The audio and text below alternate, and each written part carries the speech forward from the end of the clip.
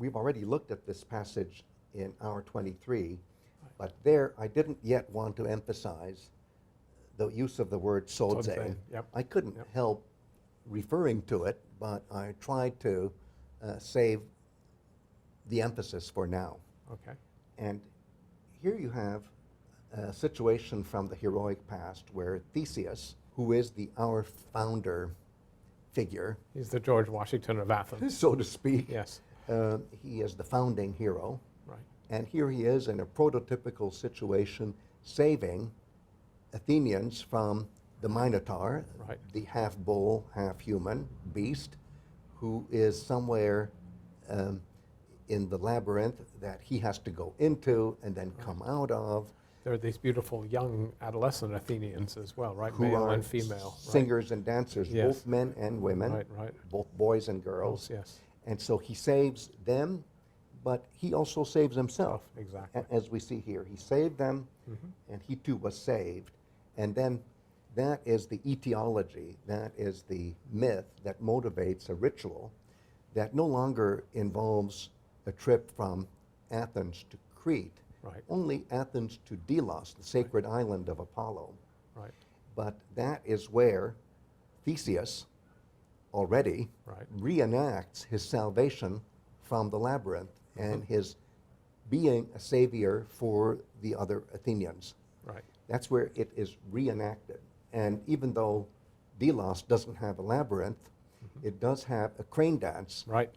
And this prototypical crane dance that Theseus inaugurates at Delos is a reenactment of the labyrinth. Well, that's right. Because as, how shall we call them, ethnozoologists can tell us, there's a lot of folklore about the mating dance of a male and a female Right. crane, Right. and how if you trace the steps that are taken during the mating process, it is shaped like a maze, it's shaped like a labyrinth. Right.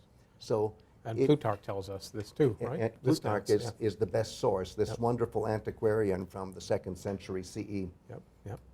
What a About this. treasure house he is of Yes. information. Yep. So that's what's happening in the context of a theōriā. Right. So a theōriā, a sacred voyage, which in terms of the ritual, the state ritual, is sailing to Delos, experiencing a purification, and then coming back to Athens. Right. That ritual is theōriā, Okay. and it is salvation at the same time. Right. So now I'm emphasizing not only theōriā, contemplation of the divine, Right. but I'm also emphasizing that the act of contemplation, the process of journeying and wandering until you get Right. to this goal, that itself is Is saving. Saving. a procedure for salvation. Salvation. Yep. And for Plato, ultimately, that sacred voyage is theory, as practiced by Socrates, who shows Right. us how to do it Right. during that period that he's waiting for his execution.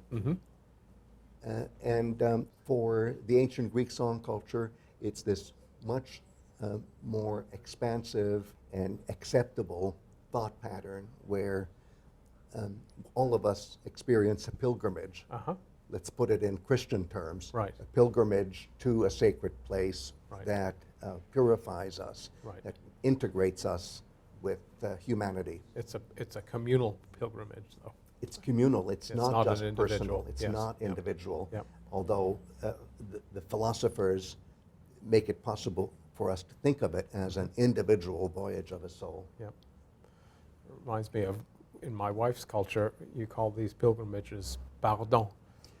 And it's always a group thing, and it still survives in It in has to Brittany. be a group. Yep. It has to be a group, and it's It's a an beautiful idea integrating that thing. it's pardon. It's a It's part. pardon, Yeah.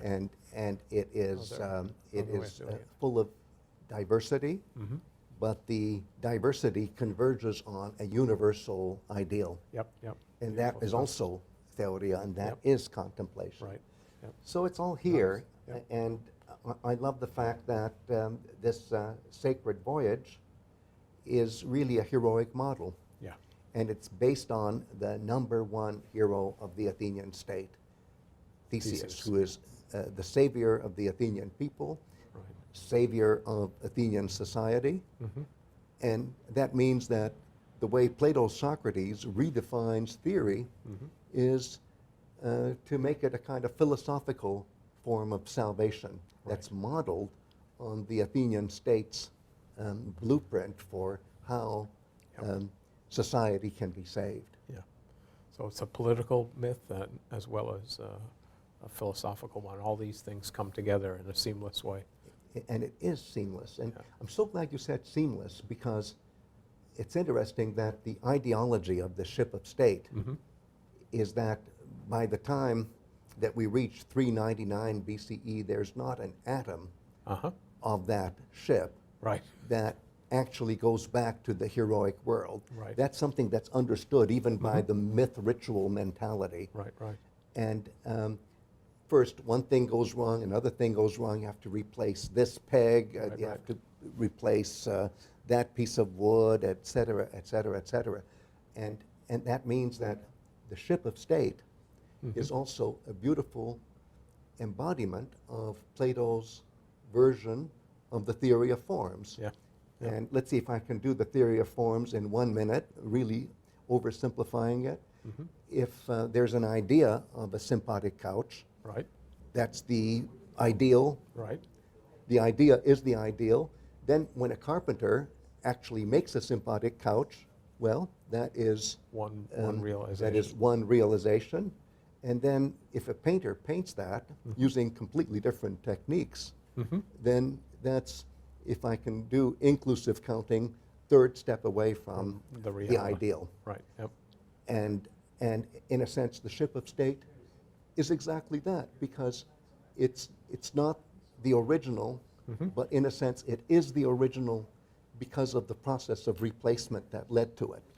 So I had this one experience with a carpenter once who came into my house with an old hammer, and he said, "It's George Washington's hammer, you know?"